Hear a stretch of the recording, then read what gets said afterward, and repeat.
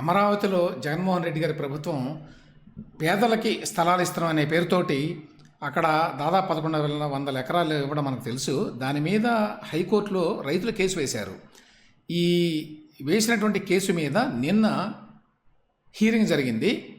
ఈ హీరింగ్లో high court bench వైఖరి చాలా రైతులను నిరుత్సాహపరిచే విధంగా ఉంది.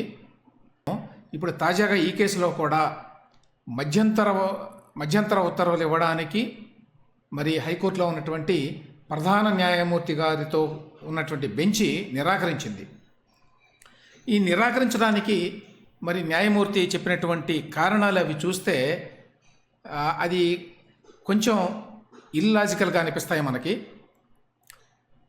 వాళ్ళు ఏమన్నారు, ఇది ఈనాడు వార్త, భూములను లబ్ధిదారులకు కేటాయించలేదుగా అనేది ప్రధానమైన పాయింట్. ఇక్కడ అసలు ఇష్యూ ఏంటండి, అమరావతిలో 1134 ఎకరాలని గుంటూరు ఎన్టీఆర్ జిల్లాల కలెక్టర్లకి బదిలీ చేసింది సిఆర్డీఏ ప్రభుత్వ ఆదేశాల మేరకు. ఎందుకు బదిలీ చేశారు అంటే అక్కడ చుట్టుపక్కల జిల్లాల నుంచి ఉన్నటువంటి అందరు పేదలకు కూడా స్థలాలు ఇస్తాము అనే పేరుతోటి. అమరావతిలో మాస్టర్ ప్లాన్ ఉంది, ఇది రైతులు ఇచ్చినటువంటి భూమి. ఈ భూమిని డెవలప్ చేసిన తర్వాత పేదల కోసం కేటాయించినటువంటి భూములు ఉన్నాయి. ఆ భూముల్లో ఇప్పటికే అక్కడ మరి టిడ్కో ఇళ్ళు కట్టారు. 5,000 గృహాలు ఇప్పటికే నిర్మాణం దాదాపుగా పూర్తయి ఉన్నాయి. వాటిని ఇంతవరకు జగన్మోహన్ రెడ్డి గారి ప్రభుత్వం ఇవ్వలేదు. ఇవ్వకపోగా ఇప్పుడు కొత్తగా కావాలని ఉద్దేశపూర్వకంగా ఈ 1134 ఎకరాల భూమిని కేటాయిస్తున్నారు. ఈ కేటాయించినటువంటి భూమి నిజానికి అమరావతి అభివృద్ధి కోసం ఉద్దేశించారు ఆ మాస్టర్ ప్లాన్లో. అయినా కూడా కావాలని ఉద్దేశపూర్వకంగా అమరావతిలో ఎటువంటి డెవలప్మెంట్ యాక్టివిటీ టేకప్ చేయకుండా ఒక పక్కన, మరో పక్కనేమో అక్కడున్న స్థలాల మీద డబ్బులు చేసుకోవడానికి, వాటిని పేదలకు ఇచ్చేటువంటి పేరుతోటి ఓట్లు దండుకోవడానికి జగన్మోహన్ రెడ్డి గారి ప్రభుత్వం ప్రయత్నం చేస్తోంది అనేటువంటి అనుమానాన్ని చాలా కాలంగా అమరావతి రైతులు వ్యక్తం చేస్తున్నారు. అందులో భాగంగానే ఇప్పుడు తాజాగా వాళ్ళు కోర్టుకు వెళ్ళారు ఈ నిర్ణయం మీద. ఈ నిర్ణయం మీద ఈ 1134 ఎకరాలను ఇవ్వడాన్ని వాళ్ళు వ్యతిరేకిస్తూ కనీసం మధ్యంతర ఉత్తర్వులు ఇవ్వండి, మేము చెప్పే వరకు మీరు వీటి మీద ముందుకు వెళ్ళొద్దు, అంటే ఫలానా వాళ్ళకి ఇస్తున్నాం, కేటాయిస్తున్నాం అని చెప్పేస్తే ఆ తర్వాత చేయడానికి ఏమీ ఉండదు అని రైతులు అడిగితే, రైతుల తరఫున లాయర్లు అడిగితే, అప్పుడు మరి ప్రధాన న్యాయమూర్తి సభ్యుడిగా ఉన్నటువంటి ఈ ధర్మాసనం, 2 సభ్యుల ధర్మాసనం ఇది, అందులో ప్రధాన న్యాయమూర్తి ప్రశాంత్ కుమార్ మిశ్రా గారు ఉన్నారు. ఇప్పుడే కల్పించుకొని విషయాన్ని జటిలం చేయలేం, కావాలంటే సుప్రీంకోర్టుకు వెళ్ళండి, ప్రభుత్వం కౌంటర్ వేశాక మధ్యంతర ఉత్తర్వులపై పరిశీలిస్తాం అని చెప్పి మరి హైకోర్టు మాట్లాడింది. తర్వాత విచారణని 19కి వాయిదా వేసింది. ఇక్కడ మనకు చాలా డిస్టర్బ్డ్గా అనిపించేటువంటి అంశాలు కొన్ని ఉన్నాయండి. ఎందుకంటే ధర్మాసనం వ్యక్తం చేసినటువంటి అభిప్రాయాలు, చేసినటువంటి వ్యాఖ్యలు ఇవి చూస్తే ఎందుకు ఈ రకంగా చేస్తున్నారు? అమరావతి రైతులు చెప్తున్నటువంటి ఆ సమస్యని ఏమాత్రం కూడా సానుకూల దృక్పథంతో అర్థం చేసుకునే ప్రయత్నం మరి హైకోర్టు చేయడం లేదా అనేటువంటి అనుమానం రాక మానదు మనకి. ఏమన్నారు, ప్రభుత్వ ప్రతి నిర్ణయాన్ని సవాలు చేస్తున్నారని ధర్మాసనం అసంతృప్తి వ్యక్తం చేసింది. ఏమంటే ప్రభుత్వం కోర్టు వద్దన్న తర్వాత కూడా మళ్ళీ అదే నిర్ణయం చేసింది అనుకోండి, అప్పుడు ఏం చేయాలి బాధితులు? మళ్ళీ కోర్టుకు వెళ్లాల్సిందే కదా. దాన్ని ఏ విధంగా మీరు ప్రభుత్వం తీసుకునే ప్రతి నిర్ణయం మీద కోర్టుకు వస్తున్నారు మీరు అని చెప్పి కోర్టు ఎట్లా అంటుంది? అది ఆ మాట అనొచ్చా? ఎందుకంటే ప్రభుత్వం రోజు ఏదో ఒక వర్గానికి వ్యతిరేకంగా నిర్ణయాలు తీసుకుంటుంది అనుకోండి, ఆయా వర్గాలు కోర్టుకు వెళ్ళడం మినహా వాళ్ళకి మరొక మరి మార్గం లేదు కదా. అందరికీ తెలిసిన విషయమే కదా, కోర్టులు ఒక్కటే కదా ప్రభుత్వం మీద మీరు ఏదైనా మరి కంప్లైంట్ చేయాలనుకుంటే చేయగలిగింది. సో ఆ నేపథ్యంలో న్యాయమూర్తి గారు మరి ఎట్లా అన్నారు ఈ మాట, ప్రభుత్వ ప్రతి నిర్ణయాన్ని సవాల్ చేస్తున్నారని ధర్మాసనం అసంతృప్తి వ్యక్తం చేసిందనే మాట, ఇది చాలా అన్యాయం అని చెప్పి అనిపిస్తుంది నాకు. అట్లాగనే సరే, జీవో 45పై ప్రస్తుతం మధ్యంతర ఉత్తర్వులు ఇచ్చే ప్రసక్తి లేదు. జీవో 45 అంటే ఇది ఈ 1100 చిల్లర ఎకరాలని ఆయా జిల్లాల కలెక్టర్లకు బదలాయిస్తూ తీసుకున్నటువంటి నిర్ణయం. ఇందులో ఎవరున్నారండి? జస్టిస్ ప్రశాంత్ కుమార్ మిశ్రా గారు, అలాగే జస్టిస్ మంతోజ్ గంగారావు, వీరిద్దరితో కూడిన ధర్మాసనం అన్నమాట ఈ ఆదేశాలు ఇచ్చింది నిన్న. విషయం ఏంటంటే 1134 ఎకరాల్లో ఇళ్ల స్థలాలు పేదలకు ఇచ్చేందుకు గుంటూరులో 550.65 ఎకరాలు, ఎన్టీఆర్ జిల్లాలో 583.93 ఎకరాలు. వీటిని ఆయా జిల్లాల కలెక్టర్లకి భూ బదలాయింపు నిమిత్తం సిఆర్డీఏ కమిషనర్కి అనుమతులు ఇస్తూ పురపాలక శాఖ ప్రత్యేక ప్రధాన కార్యదర్శి వైలక్ష్మి మార్చి 31న ఈ జీవో 45 అనేదాన్ని జారీ చేశారు. సో దీని మీద మరి రైతులు కోర్టుకు వెళ్ళారు. సో పిటిషనర్ల తరఫున ముందుగా ఈయన సీనియర్ న్యాయవాది మురళీధరరావు గారు వాదించారు. ఏమన్నారండి ఆయన? బృహత్తర ప్రణాళికకు భిన్నంగా ప్రభుత్వం ఈ నిర్ణయం తీసుకుంది. అంటే మాస్టర్ ప్లాన్ ఒకటి ఉంది, ఆ ప్లాన్లో ఏ ల్యాండ్ పార్సిల్ని ఎందుకు ఉపయోగించాలని స్పష్టంగా పేర్కొన్నారు. దాని ప్రకారం చేయకుండా మీరు మరి 5 అని చెప్పి కొత్తగా రెసిడెన్షియల్ జోన్ ఒకటి క్రియేట్ చేసి దానికి పేదలకు ఇచ్చేటువంటి పేరుతోటి ఈ మొత్తం మాస్టర్ ప్లాన్ని మీరు చెడగొడుతున్నారు అనేది, దానికి భిన్నంగా వెళుతున్నారు, ఇది చట్టవిరుద్ధం అనేది మరి మురళీధరరావు గారు వాదించిన ఒక పాయింట్. అట్లాగే గతంలో ఈ రకమైన ప్రయత్నం ప్రభుత్వం చేసింది. అప్పుడు 107 జీవోని రిలీజ్ చేస్తే దాని మీద రైతులు హైకోర్టుకు వెళితే హైకోర్టు ఈ 107 జీవోని సస్పెండ్ చేసింది ఆనాడు. సస్పెండ్ చేసిన తర్వాత మరి జగన్మోహన్ రెడ్డి గారి ప్రభుత్వం మళ్ళీ దీనికి ఒక డొంక తిరుగుడు మార్గాన్ని కనిపెట్టి సిఆర్డీఏ చట్టాన్ని మార్చి కొత్తగా మళ్ళీ ఇదే నిర్ణయాన్ని తీసుకుంది. అంటే ఆ రకంగా చెప్పాలంటే కోర్టు ఇచ్చినటువంటి నిర్ణయాన్ని నీరుగార్చింది ఈ విధంగా. సో ఇటువంటి తీర్పుని కాలరాస్తూ మళ్ళీ ప్రభుత్వం ఈ రకమైన నిర్ణయం తీసుకుంది అనంటే మరి న్యాయమూర్తి గారు ఏమంటారు? భూములను కలెక్టర్లకు బదలాయించారే కానీ లబ్ధిదారులకు కేటాయించలేదని వ్యాఖ్యానించింది. ఎంత ప్రమాదకరమైనటువంటి, ఎంత మిస్లీడింగ్ వ్యాఖ్య చూడండి ఇది. భూములను కలెక్టర్లకు బదలాయించారే కానీ భూములు కలెక్టర్లకు ఎందుకు బదలాయించారు? ఇదిగో పేదలకి ఇవ్వడానికి అని స్పష్టంగా జీవోలో పేర్కొన్నారు. ఆదేశాల్లో క్లియర్గా ఉంది. ఈ 1134 ఎకరాలు, ఇందులో ఈ జిల్లాలో ఇన్ని ఎకరాలు, వీటన్నిటినీ కూడా 48,000 చిల్లర మంది పేదలకు ఇవ్వాలి అని చెప్పి కూడా రాశారు అందులో. సో ఈ భూముల్ని కలెక్టర్లకి బదలాయించడం అనే ప్రక్రియ ఏ పర్పస్ కోసం జరిగింది? ఆ పర్పస్ ఏంటంటే ఇదిగో 48,000 చిల్లర లబ్ధిదారులు కేటాయించాలి అని. కానీ ఇక్కడ ఈ రెండింటిని విడగొట్టి భూముల్ని కలెక్టర్లకి బదలాయించిందే కానీ ప్రభుత్వం వాటిని లబ్ధిదారులకు ఇంకా కేటాయించలేదు కదా. అంటే కేటాయించిన తర్వాత ఏం చేస్తారు మీరు? 48,000 మంది కేటాయిస్తే ఆ 48,000 మంది బాధితులు అవుతారు కదా ఒకవేళ రేపు ఏదైనా నిర్ణయం జరిగితే. కాబట్టి ముందుగానే దాని మీద ఒక నిర్ణయం తీసుకోవాలి కదా. అట్లా కాకుండా మరి ఏ రకంగా మరి కోర్టు ఈ రకమైన కామెంట్ చేస్తుంది? జస్ట్ భూములు కేటాయించారంతే, వాటి ఇంకా బదలాయించలేదు. బదలాయించిన తర్వాత అప్పుడు బదలాయించారు కదా, ఇప్పటికిప్పుడు మనం ఏం చేస్తాం అని చెప్పి అప్పుడు అనొచ్చు కదా. మీకు గుర్తుండే ఉంటుంది, రాష్ట్ర విభజన చట్టం మీద ఇట్లానే ముందు అందరూ కేసులు వేస్తే ఇంకా విభజన జరగలేదు కదా, అప్పుడే తొందర ఎందుకు అని అన్నారు. విభజన జరిగిన తర్వాత కేసులు వేస్తే ఇది చాలా కాంప్లికేటెడ్ కేసు, దీనికి పెద్ద ధర్మాసనం అంతా కూడా లోపలికి వెళ్ళాలి, దీన్ని నెమ్మదిగా చూద్దామన్నారు. ఇప్పటికీ 2014 నుంచి 23 అంటే దాదాపు 9 సంవత్సరాలు అయింది. 9 సంవత్సరాలుగా అంగుళం కూడా ఆ కేసు ముందుకు కదలలేదు. అది సుప్రీంకోర్టే అట్లా చేసింది. కాబట్టి ఇప్పుడు హైకోర్టు ఏమో అమరావతి విషయంలో ఇట్లా చేస్తుంది. తర్వాత ఇంకొక సీనియర్ న్యాయవాది రైతుల తరఫున ఆయన కూడా మరి కోర్టులో వాదించారు, దేవదత్ కామత్ అని చెప్పి. ఆయనేమన్నారు?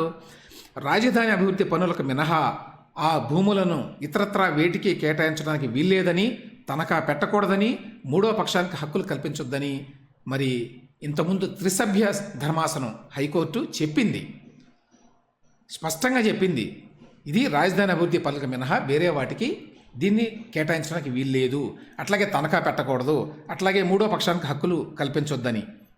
మరి ఇప్పుడేమో మూడో పక్షానికి హక్కులు కల్పిస్తున్నారు, దీనివల్ల సమస్యలు వస్తాయని చెప్పి అని మరి న్యాయవాది వాదిస్తే మరి ధర్మాసనం స్పందిస్తూ ఈ వ్యవహారంలో అత్యవసరం ఏముందని సోమవారం లంచ్ మోషన్లో పిటిషన్లు వేశారు అని అడిగిందట. చూడండి ఎంత ఘోరం. ఏమండి, కోర్టు తీర్పుని ఉల్లంఘిస్తూ వీళ్ళు ఒక ప్రక్రియ మొదలుపెట్టారు. ఈ ప్రక్రియని చకచకా చేస్తున్నారు, ఒకదాని వెంట ఒకటి. ముందు చెప్పారు, తర్వాత బదలాయించాలని చెప్పి మరి ముఖ్యమంత్రి గారు ఒక మీటింగ్లో చెప్పారు. ఆ వెంటనే మళ్ళీ ఇంకొక మీటింగ్ పెట్టారు, కలెక్టర్లకు బదలాయిస్తూ నిర్ణయం తీసుకున్నారు. ఆ వెంటనే దానికి సంబంధించిన ఆదేశాలు రిలీజ్ చేశారు. 48,000 మందికి ఇవ్వాలి, అది మే 3నో 4నో ఇవ్వాలి అని చెప్పి మళ్ళీ చెప్పారు. అంటే అది ఒక పద్ధతి ప్రకారం వెళ్ళిపోతోంది.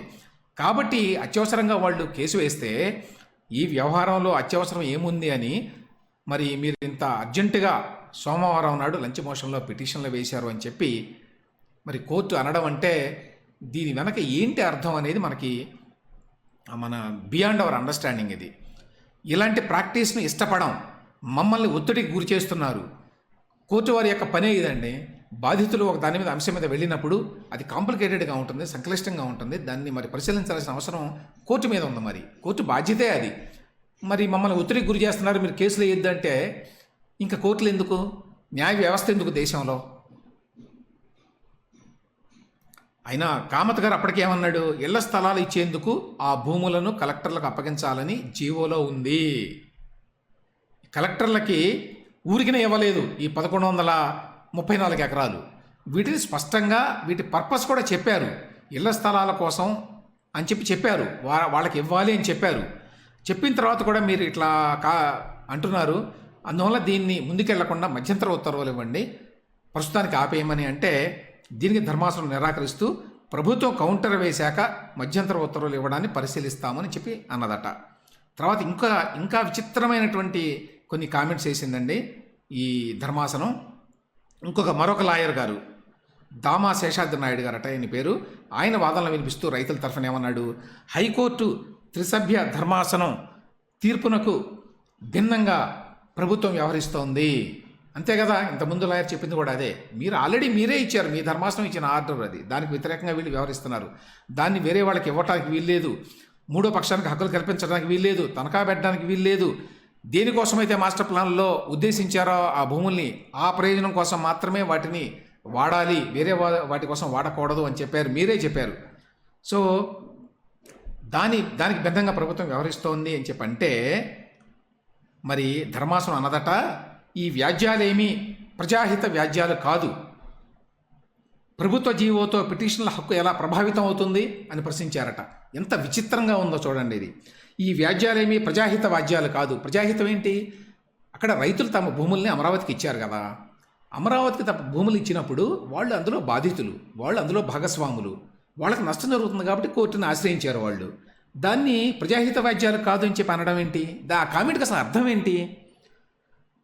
ఆ తర్వాత ప్రభుత్వ జీవోతో పిటిషనర్ల హక్కు ఎలా ప్రభావితం అవుతుంది అని చెప్పి కూడా ధర్మాసనం అన్నట్టుగా ఈ వార్తలో రాశారు. ప్రభుత్వ జీవోతో పిటిషన్ల హక్కు ప్రభావితం కాదా? ఇది వెంటనే ఎవరికైనా అర్థమయ్యే విషయం కదా. ప్రభుత్వ జీవో ఏమని ఇచ్చింది, ఈ భూముల్ని ఇక్కడి నుంచి బదలాయించి ఆ కలెక్టర్లకు ఇచ్చేస్తున్నాము, ఆ కలెక్టర్లు వాళ్ళు ఇంటర్న్ వాళ్ళు పేదలకి వాటిని కేటాయిస్తారు అంటే ఆ భూములు మాస్టర్ ప్లాన్కి విరుద్ధంగా వెళ్ళిపోతున్నాయి. ఆ భూములు ఇచ్చింది రైతుల యొక్క ప్రయోజనాలను కాపాడకుండా వాళ్ళకి హామీ ఇచ్చినట్టుగా అమరావతి అభివృద్ధికి సంబంధించి ఎటువంటి పనులు చేపట్టకుండా ఎక్కడిదక్కడ వదిలేసి ఇప్పుడు మీరు ఆ భూములు మాత్రం వాడుకోవడానికి ప్రయత్నిస్తున్నప్పుడు సహజంగానే మరి అమరావతి రైతుల హక్కులకి భంగం కలుగుతుంది కదా. ఈ మాత్రం కూడా మరి ధర్మాసనానికి న్యాయమూర్తులకి తెలియదని అనుకోవాలా? ఏ రకంగా ఈ కామెంట్ చేశారు వారు? ప్రభుత్వ జీవోతోటి పిటిషనర్ల హక్కు ఎలా ప్రభావితం అవుతుందని చెప్పి ఎట్లా అడిగారు? అది కూడా మనకి అర్థం కాని ఒక విచిత్రమైనటువంటి అంశం. వ్యక్తిగత అభ్యంతరంతో జీవో మొత్తాన్ని రద్దు చేయాలని కోరడం సరికాదు అని కూడా అన్నారట. వ్యక్తిగత అభ్యంతరం ఏంటి? ఒక వ్యక్తికి కానీ వ్యక్తులకు కానీ నష్టం జరిగినప్పుడు వాళ్ళు సహజంగానే అభ్యంతరం వ్యక్తం చేస్తారు. వాళ్ళు వ్యక్తం చేసిన అభ్యంతరం కరెక్టా కాదా అని నిర్ణయించాల్సిన బాధ్యత కోర్టుది. అంతేగాని వ్యక్తిగత అభ్యంతరంతో జీవో మొత్తాన్ని రద్దు చేయాలని ఎలా కోరతారని చెప్పి ఎట్లా అంటారు కోర్టు వారు? మనకు అర్థం కాలేదు అది. తర్వాత మరొక న్యాయవాది విఎస్ఆర్ ఆంజనేయులు ఆయన వాదిస్తూ ఇళ్ల స్థలాల పంపిణీకి భూములను కలెక్టర్లకు బదలాయిస్తున్నట్టుగా జీవోలో స్పష్టంగా ఉంది. ఈ జీవోలో స్పష్టంగా రాశారు మహానుభావ. ఈ ఇళ్ల స్థలాల పంపిణీ కోసమే ఈ 1134 ఎకరాలను కేటాయిస్తున్నామని చెప్పారు. కాబట్టి వాటి పర్పస్ మనకు ఆల్రెడీ తెలుసు. వాళ్ళు ఇచ్చినప్పుడు చూద్దాంలే అని మీరు అట్లా అంటున్నారు, కానీ అది కరెక్ట్ కాదు అని చెప్తున్నాడు ఆయన. ఇళ్ల స్థలాల పంపిణీకి భూములను కలెక్టర్లకు బదలాయిస్తున్నట్టు జీవోలో స్పష్టంగా ఉంది. రాజధాని కోసం ఇచ్చిన భూములపై మూడో పక్షానికి హక్కులు కల్పించడానికి వీల్లేదు. కాబట్టి ఇది ప్రతికూల ప్రభావం చూపుతుంది రైతుల మీద అని అంటే మళ్ళీ దానికి స్పందించకుండా మరి న్యాయమూర్తులు ఇట్లా అన్నారట. అనవసరమైన ఒత్తిడితో ప్రభుత్వం వేసిన ట్రాప్లో పిటిషనర్లు పడుతున్నారు అని చెప్పి వ్యాఖ్యానించింది. ప్రభుత్వం వేసిన ట్రాప్ ఏంటంటే ప్రభుత్వానికి అధికారాలు ఉన్నాయి, వాళ్ళకు నిర్ణయాలు తీసుకుంటారు, ఆ నిర్ణయాల వల్ల నష్టపోతారు కొంతమంది. ఇది ట్రాప్ ఏంటి? అది ట్రాప్ అయినా కూడా మరి కోర్టుకే వెళ్ళాలి కదా. ఇది ట్రాప్ వేస్తున్నారు, ఈ ట్రాప్ నుంచి మమ్మల్ని రక్షించండి అని వ్యాఖ్యానించారట. ఇంకొక న్యాయవాది ఉన్న మురళీధర్రావు, ఆయన మళ్ళీ వాదిస్తూ, ఇంతకుముందు కూడా ఈయన పేరు చెప్పాను, మే మొదటి వారంలో లబ్ధిదారులకు ఇళ్ల స్థలాలు ఇవ్వాలి అని ముఖ్యమంత్రి ఈ నెల 3న అధికారుల సమావేశంలో తెలిపారు. చాలా స్పష్టంగా ఏ పర్పస్ కోసం ఈ ల్యాండ్స్ని మరి బదలాయించాలన్నారో కూడా చెప్తున్నారు. అది అందులో ఉన్నది, ఆర్డర్స్లో ఉన్నది. మే మొదటి వారంలో లబ్ధిదారులకి ఈ భూములు ఇచ్చేయండి 1134 ఎకరాలని అని చెప్పి ఈ నెల 3న జరిగినటువంటి అధికారుల సమావేశంలో తెలిపారు. ఇది బయట వాళ్ళకి ఇట్లా ఇచ్చారనుకోండి, రాజధానికి నుంచి బయట ఉన్న వ్యక్తులకి ఇవ్వడానికి ఈ ప్రభుత్వం ప్లాన్ వేసింది. ఆ ప్లాన్ ఎందుకు, ఏమిటి, దాని వెనుకున్న రాజకీయం, అది వేరే అంశం అనుకోండి. ఇస్తే ఈ రాజధానిలో ఉన్నటువంటి వ్యక్తులకి, కాబట్టి వాళ్ళని అవుట్ సైడర్స్ అన్నారు, ప్రాంతేతరులు ఇస్తున్నారంటే అసలు విషయాన్ని పక్కకు దోసి న్యాయమూర్తులు మళ్ళీ అవుట్ సైడర్స్, ఇన్సైడర్స్ అని చెప్పొద్దు. మీరు ప్రభుత్వం కౌంటర్ దాఖలు చేశాక మధ్యంతర ఉత్తర్వులపై నిర్ణయం తీసుకుంటామన్నారట. అవుట్ సైడర్స్, ఇన్సైడర్స్ అని చెప్పొద్దు అంటే చెప్పకుండా ఎలా ఉంటారండి? ఇప్పుడు ఒక ప్రాంతంలో ఉండే వారిని అక్కడ తీసుకొచ్చి వేరే వాళ్ళని మీరు ఇచ్చినటువంటి తీర్పుకి విరుద్ధంగా భూములు ఇవ్వడమే కాకుండా అది బయట వాళ్ళకి ఇస్తే, మీరు బయట వాళ్ళకి ఇక్కడ స్థానికంగా ఉండేటువంటి పేదలకు ఇవ్వాలి, కానీ మీరు బయట వాళ్ళకి ఎందుకు ఇస్తున్నారు? మీకు ఏదో దురుద్దేశాలు ఉన్నాయి అందులో. ఆ విషయాన్ని పాయింట్అవుట్ చేయడానికి ఇది అవుట్ సైడర్స్కి ఇస్తున్నారు అని చెప్తే, మీరు అవుట్ సైడర్సు, ఇన్సైడర్సు అని చెప్పి అనొద్దు అని చెప్పి కోర్టు వారు అంటం ఏంటి? ఈ మొత్తంగా చూసినప్పుడు నాకు అర్థమైంది ఏంటంటే, కోర్టు వారు ఈ మొత్తం అంశాన్ని కూడా ఒక నెగిటివ్ దృష్టితో చూస్తున్నారు. ఎందుకు అలా చూస్తున్నారు, ఏంటి అనేది మనకి కారణాలు తెలియదు.